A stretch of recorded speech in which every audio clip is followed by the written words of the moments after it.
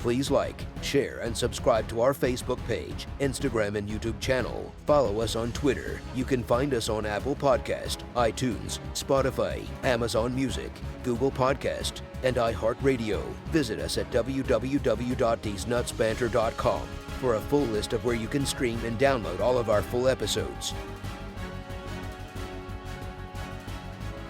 Now back to Daryl D. White on the D's Nuts Banter. One Sweet Crazy Ass Podcast. Let me just start off by saying this, is that when I met you, I remember where you were sitting in the bar. I remember the person that brought me to you. And I remember seeing a king sit at his throne in a bar. And it was ungodly that you even gave my little white ass a second look. Man, John Cage, welcome to the show. So opposite all together. Yo, yeah. That's timeless. That's timeless right there, dog. Man, That's never it gonna was. go away. And you know Yeah. what? It has been a pleasure to experience your journey. And here's what usually does not happen. I'm about to shut up and let you talk. But what brought you to Nashville? I came here actually for a friend. He came here for music purposes, specifically to record country music. He called me up and said, man, I'm lonely down here, bored down here. I said, well, I'm not too happy up here. I was in Delaware at the time, And I said, I'll come down there with you. He said, yeah, you can come down here with me. I said, all right, cool. So I came down to basically keep him company, and then that turned into me, kind of working for him and help organize his music and things, and I put together a showcase of the Philip Steel, which is no longer in Brunner now, but got to know Miss Allison very well, and she blessed us to, allow us to use the Philip Steel for his showcase, which was an honor in itself. We got a chance to go over and do that. Of course, you were there all the time. I don't want to get too into it. I get emotional about the fiddle and time back then, but I came down to help him out with that. He went on to, I think he went to work at Carnival cruise line. And from there, he continued his music career, decided he was going to leave, and I decided to stay. Well, thank God it was the cruise line, because, you kind of paused in between Carnival and cruise line. That it's like, hey, he went on to the Carnival. It's like, damn, the guy that I followed here went to the Carnival. Yeah, he went to Carnival Cruise Line. Is that better timing? Definitely better timing. Yeah, I'm in the middle. I was in the middle of, I digress. So I stayed. And when I say stayed, I mean stayed. As in stayed Nashville, stayed in Brunner Valley, made it my home. And then, I got really, really acquainted with a gentleman, and he will remain nameless, so to speak. He took me out one night in Nashville, and he got me up on damn near every major stage in this town to sing. I've never seen anything like it. And I had a curiosity before. After that night, I had a hunger. So when you think about it, the process, you are the initial spark that became this fireball, if you will, that started rolling and started burning. You are the spark that ignited that flame. There's no way I could have got out and done what I did without the assistance that you gave me, without the influence that you gave me, without the windows and the breaks that you gave me. So for that, I say thank you, first and foremost, all jokes aside. Very grateful, always will be. Been to my show. There was times when you were the only person in the audience. Come on. But I was cracking the hell up. Of course you was, because, we were getting high in the parking lot back then. Well, yeah. This took, a lot of work. Yeah. There was a thing that you would always do, and it was so funny, man. When you were working security back in those days in Printer's Alley, it was like a stage at the door with you. You funny as hell. But I tell you, Dee, there's a story behind that as well. As a child, my parents always told me this, that and it's kind of sad, but not really. It's motivating. But my sense of humor sparked out of fear. It sparked out of, being cautious.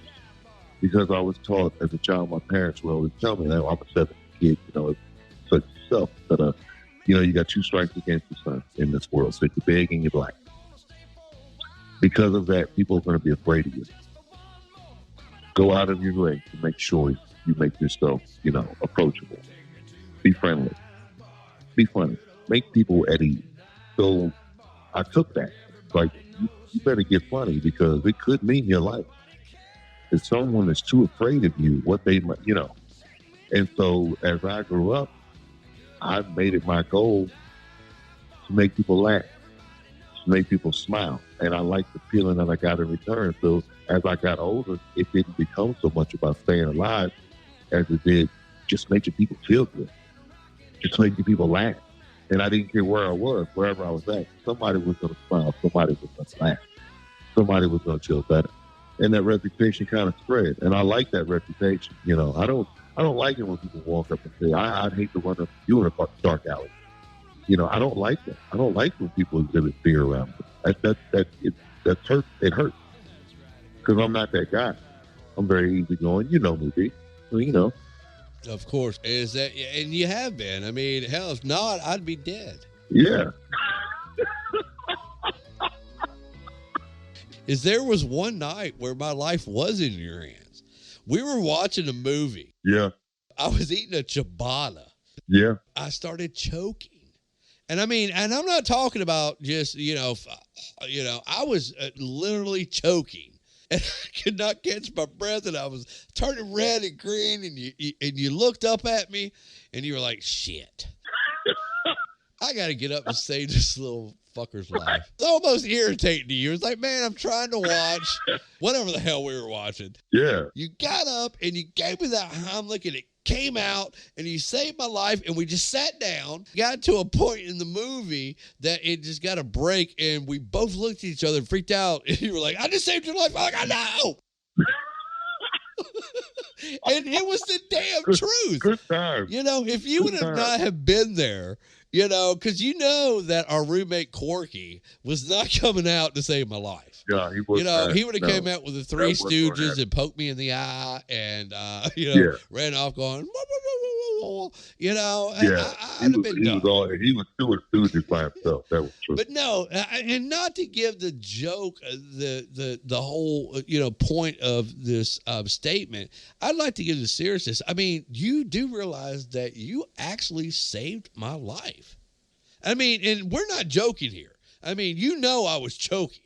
I mean, I was not just gasping for air. Is that if you would not have been there, I would have died. Period. Yeah. I'm a firm believer, D, that God puts people where they need to be when they need to be there. There's no such thing as the wrong place at the wrong time. Everything that's supposed to happen is going to happen. It's going to happen where and when it's supposed to happen, And there's been times, and it was probably a week after that you wanted to kill me, and and you put me out on the side of the road, dude. I'll never forget standing up to you in this car. And it was probably a week, it was in the same month at least. And, and you just open the car door, and you said, get the hell out. And, of course, I was scared enough to get the hell out. And, of course, when I got out the car, I started talking shit because I knew I could run. But, you took off, and I was like, man, I cussed you out for like 5 minutes or 2 minutes. And then I was like, man, I hope he comes back. And you did, man. You went down the road and you pulled around and you come back and you opened the door and you said, get in the damn car, asshole. Is that you're a big guy, but that's why you have such a big heart.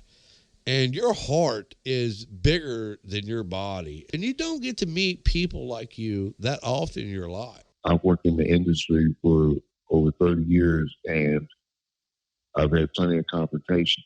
And I've had a lot of guys with very threat.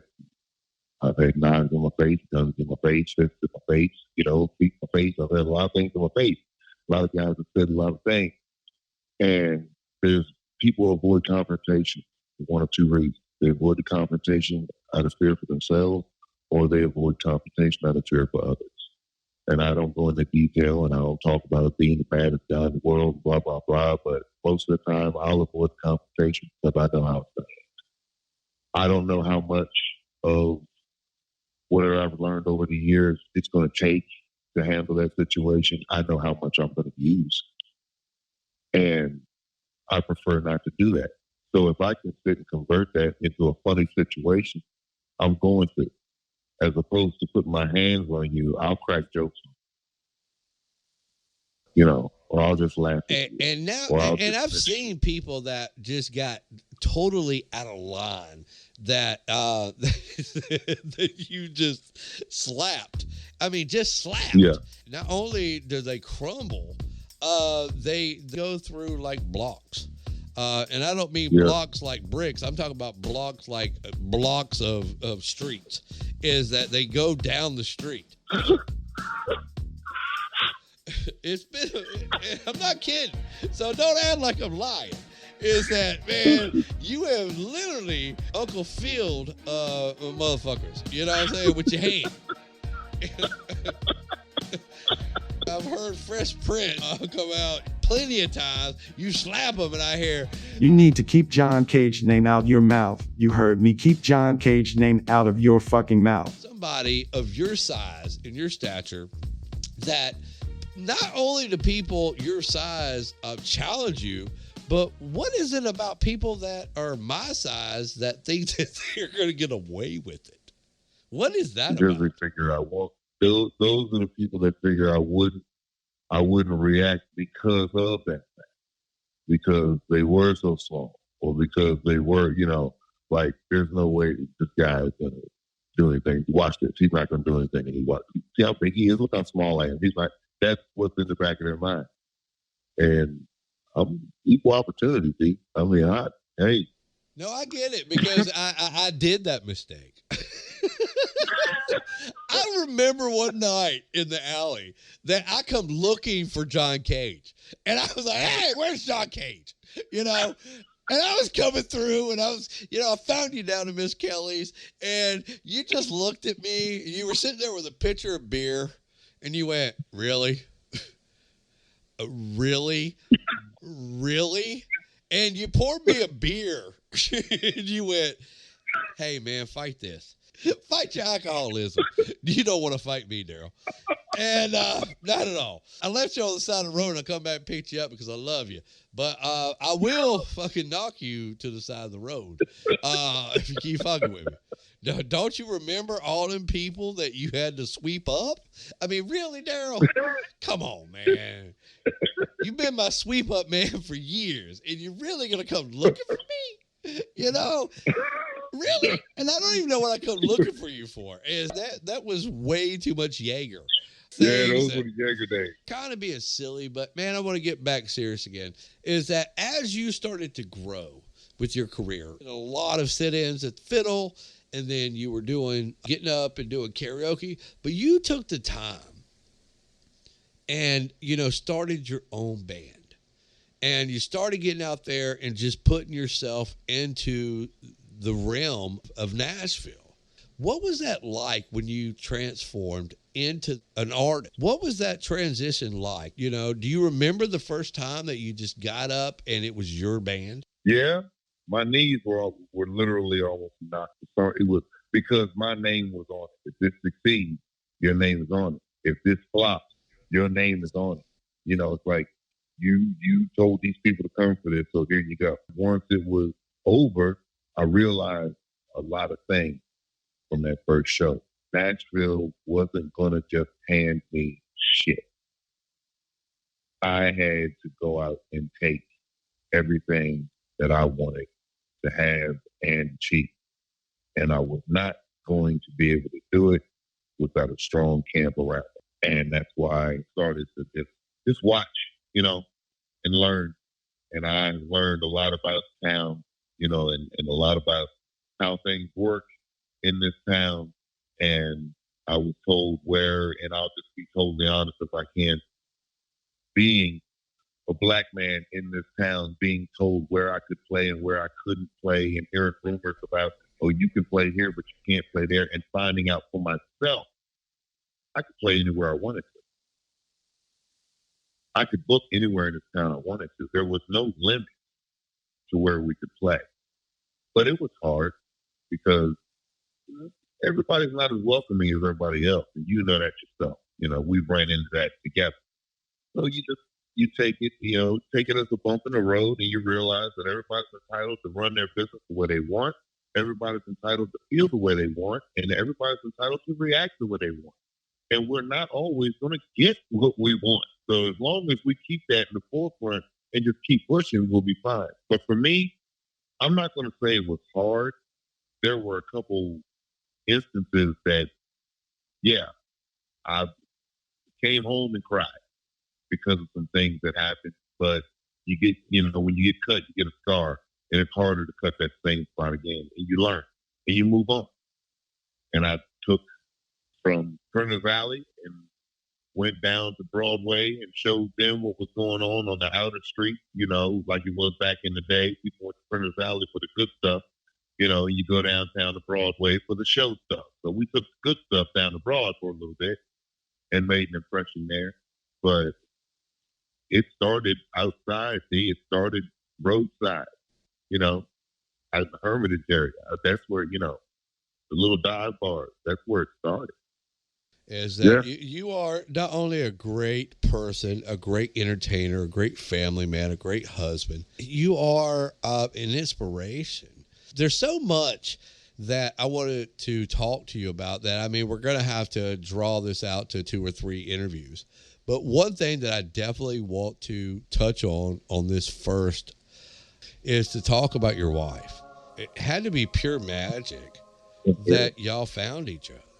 I was managing Lonnie, and we were short on bartenders, and I was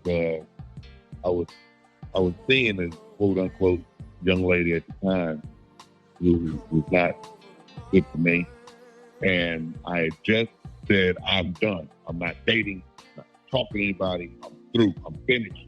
And I had just moved downtown to Capitol Palace down there. And I said, I'm going to stay in here. I'm not going out. I'm staying here. I'm not going outside. I'm not leaving. I'm not doing nothing. So I had 2 friends of mine. They were a gay couple. And they called and said, what are you doing? I said, nothing. Well, we're going out. Come hang out with us. No, I'm not going out. Well, we're downstairs. You have to buzz us up. Shit. So, buzz them up. Long story short, I end up getting drug out. Where do we go? Brunner's out. Why am I going to go to where I work to hang out? But we end up Brunner's out. Well, when I walked around the corner, I see this woman standing there. In the movies when everything hits like slow-mo and there's like the slow, but I'm not even making up. That's what I saw. As I'm walking closer, I'm dumbfounded. I have no moves at all. There's no game. There's no moves at all. Keep in mind, I'm totally blown away by this woman. On the flip side, what she sees come around the corner of the garage is this dude with 2 white girls on each arm. He's got a girl on each arm. Walking around the corner. She doesn't know them. She doesn't know their backstory. In her mind, she's looking at me going, player. Okay. Yeah, right? So I'm done now. My chances are blown. But I don't realize this because I'm in love. I'm done. And you're in slow motion. Yeah, I mean, well, most people, To do that, baby. Come on and go with me. Ooh, come on over to my place.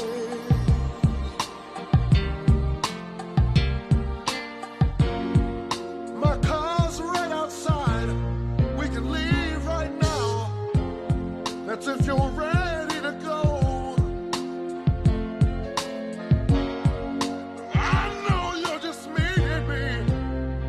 You see, I'd understand it. I'd understand if you say no. But don't you do it, baby. Come on and go with me. You do that, baby. Come on over to my place. You do that, baby. You do that, baby. Come on and go with me.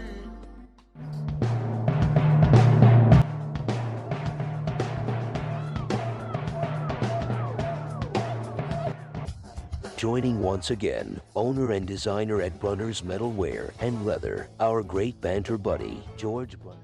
We're sitting here talking about Jason Bloom. I'm going to tell you, George, this is a side of you that I not only had no idea how deep that you were into songwriting, how you get started this class with Jason Bloom that you were just telling me about. One of my ambitions growing up was I was a big fan of Kenny Rogers. And Kenny Rogers, like, come on. I mean, Kenny Rogers, the gambler. I mean, this guy had sex appeal. This guy had a beard. He was an old man like you on the stage, and women were falling for him. Unlike you, women don't fall for you right now. But they do, man, but I got to trip them. you say, hey, you know when to fold them? And they'll be in your pocket, man. No, I need to know how much they can hold them. Wow. They'll be like, why does he videotape his podcast? And then they'll see me and go, we get it. Oh, they're a bunch of ugly fuckers yeah. back there. No one, they can't hold them. Right. They can't hold them. They're no Kenny Rogers. Know when to walk away and don't know when to fucking run. They're not even. They're limping away. And Trust me. Don't know when to count my money because there's nothing on the table. There's a couple popcorn and chips on there, breadcrumbs. I could write songs like. Could you write songs or could you just write poems? A lot of people say I write songs and I listen to it and go, what the? I know. My biggest thing was I wanted to write a novel. I always wanted to write a book, and I had the hardest time. I get through 3 minutes in a song, but 300 pages was so fucking hard, you know? Kind of like your sex. Yeah, I was a 3-minute man. You're like, man, baby, yeah, I'll give you a song, but I can't give you a novel. Dude. Don't feel bad. I give him a short story. I give him Cliff Notes. There, Cliff yeah. Notes. My mom should have named me Cliff. Cliff Notes. That's it. I had a knack for writing, and I just like, I want to learn. And Country Weekly at the time coming out, and they always had a page about behind the song. You know, it was one page, and it had the lyrics to the song, and the next page was, right next to it was, you know, the process of the song. It talked about who wrote it and all that. And that's why all the cassettes and all that, I was more interested in knowing who the songwriters were. You know, it got to be, I was so good that I could tell who wrote that song. But I just listened to it. I was like blank on this song. Dude, I can tell you nowadays, I've got so good, I can tell you who wrote that song. The same motherfucking person. Because it sounds exactly the same as the last fucking song. Well, I was a big fan of Dave Berg. And I don't know if you know a whole lot about it, but he had a knack of his structure and his wording. And there was...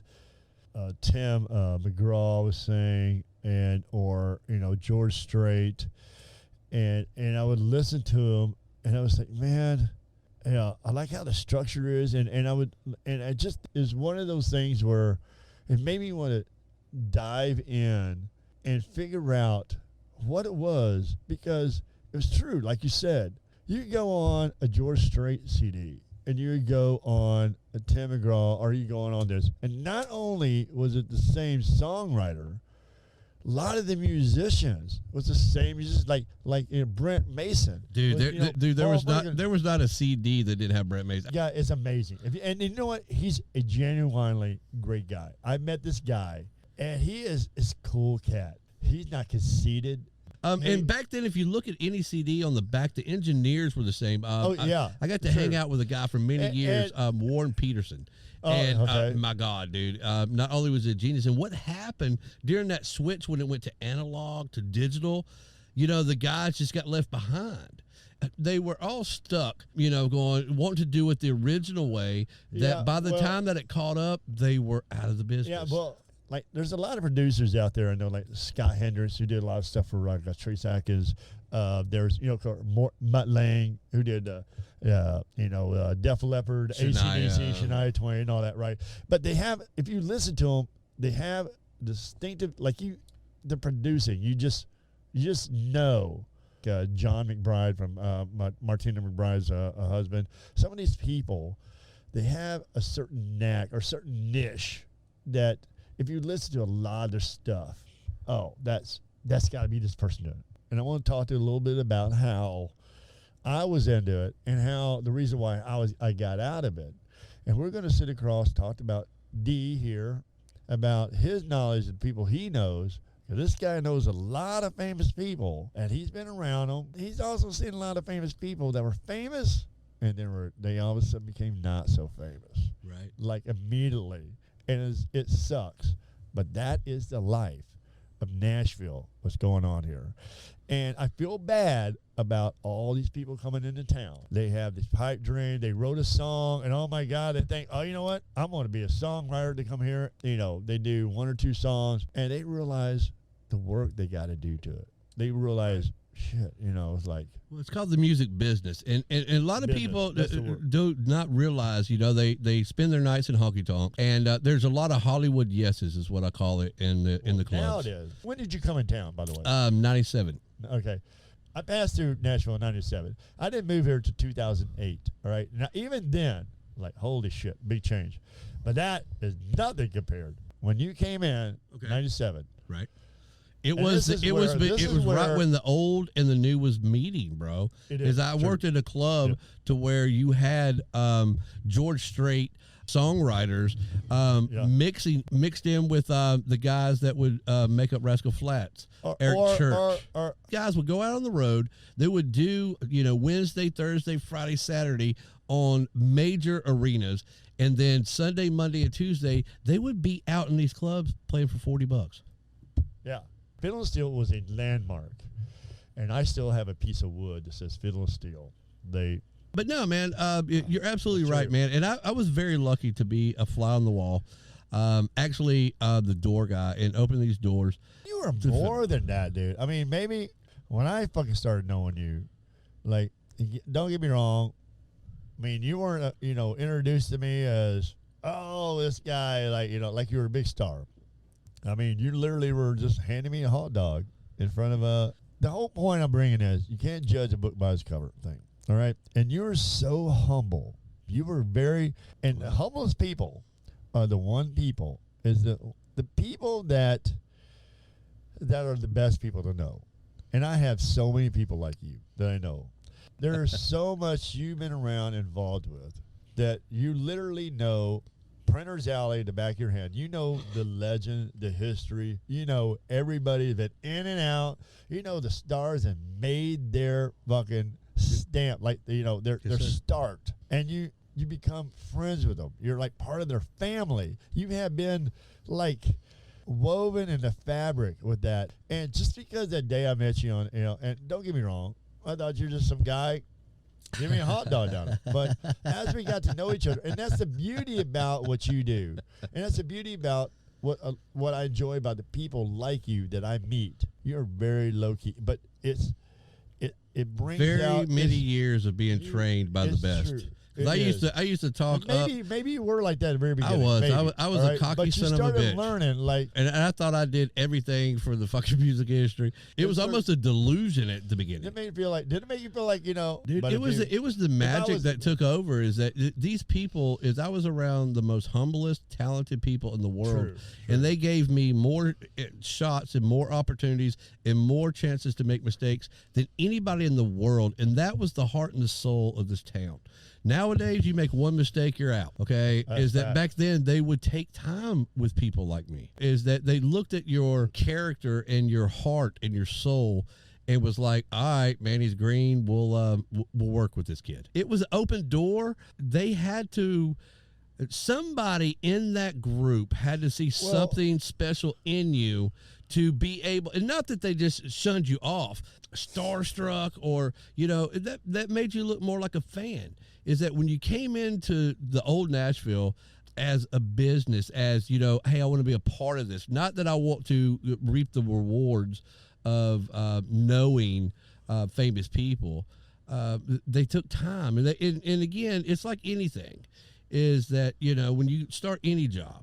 When you were in town, what was your, where you were trying to go? In the beginning was comedy.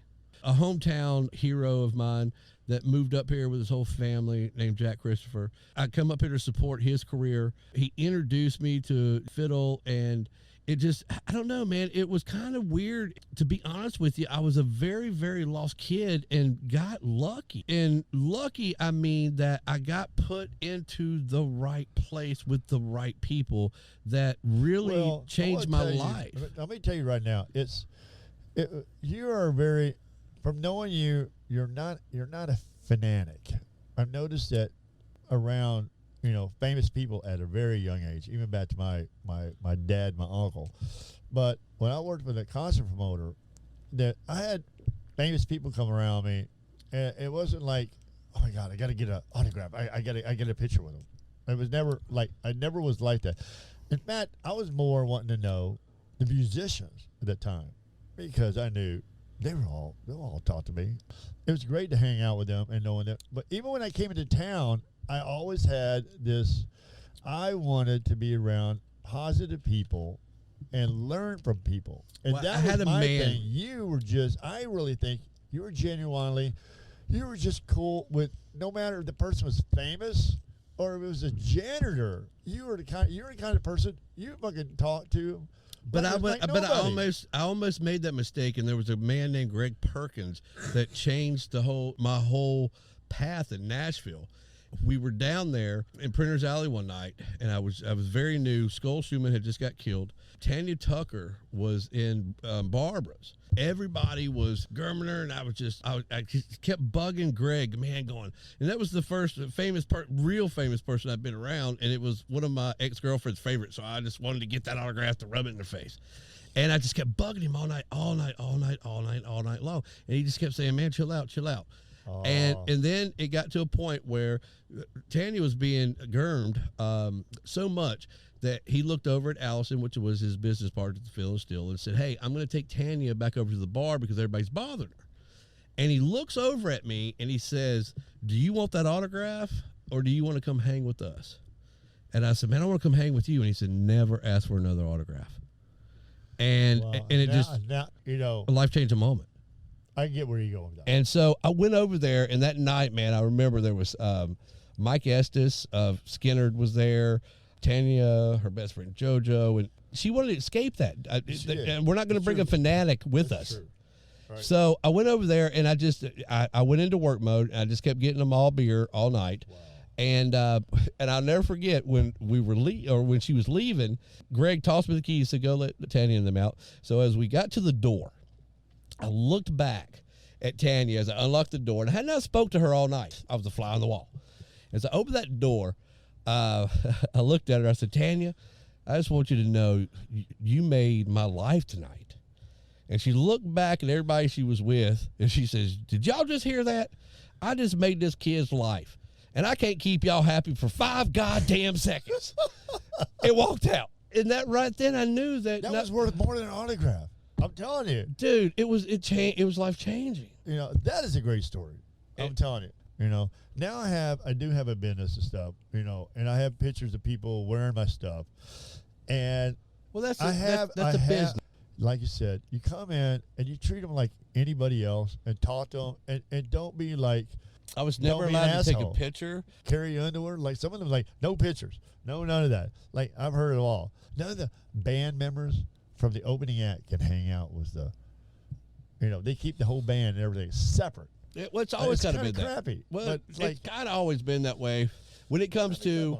you know. Well, no, I get But that you think where those you're going band with that. guys that played with every opening act, played all these stars. You're going to tell me they're going to be fanatic? Oh my God! I can't No, believe it's not about being fanatic. It's because, man, you never know when you're going to find that one, and that one has blown it for everybody. Is the one that's trying to slip them a take, that's doing this, and the stars cannot make your career. Okay, is that they can do nothing for you. They can't. You know, why would they want to? That you're their competition. Okay. And when it comes to, band members or what like that, is that, to be honest with you, band members probably are the reason that put that in the goddamn ride. They're like, I don't want to fucking be around Carrie Underwood. They are the ones that don't want to be fucked with the artist. Is that just because they're smart enough to be able to reverse that? I do so many times. Is that somebody will walk up to somebody that is famous, ask them for a picture or ask them for an autograph or just say, hey man, I'm a great fan of yours or whatever. Is that, and then they don't get the response they want, and they walk off and tell everybody in the world in their life, they're a dick. When you don't know, man, they could have just lost their father. Their girlfriend could have found out their girlfriend just slept with, their best friend. Is that, I mean, dude, trust me. If you walk up to so many people, normal people in a lifetime, is that, most of the time, not that you're going to get negative response, is that, you're going to, dude, I'm living my life. Is that, and people go, well, they're, famous, man. It's part of the business. No, man. Here's the business, is that they give you a show. Okay, they do their job, and then when they're off, just because you know them, does that mean they're on their fucking job? Is that period? Is that they've clocked out? Yep. They've clocked out. If these same people was working at McDonald's, and then they were out, and their boss walked up to them and said, "Hey man, let me get an autograph." They're like, "Fuck you, I'll see you at work tomorrow." It makes no sense of why people do not get this. Is that it's like, dude, I'm not at fucking work right now, man. I'll see you tomorrow. I can't wait to ask the McDonald's employee when he walks. Hey, you're my favorite fucking worker here. Can I get an autograph? That smell of fucking fries, man, it's just, dude, I'm such a fan of fries. Let's check it. Let's do this. Yes. I challenge you to ask next time you drive through the drive-through. Hey man, I come through here every time. You're my biggest fan. You're like the greatest. Can I get an autograph? You should record this and see their facial expressions. And be like, I just work. Dude, no. I want to chase them to their car. You know what I'm saying? And chase them to the car with a light, with a fucking McDonald's bag and a pen. Receipt from the McDonald's. Yes, a receipt and a pen. And I guarantee you that I'm going to be walking away going, man, that guy's a dick. You know what I'm saying? Fucking, I ain't getting fries enough. Exactly. But, man, come on, man. You publicly fucking sell fries. And you're right. They have a normal job. They're out there doing. Probably better to do it at the Waffle House because they do that shit out on the front of people. You know what I'm saying? Is that we'll chase down a Waffle House cook and get his autograph for his birthday shit.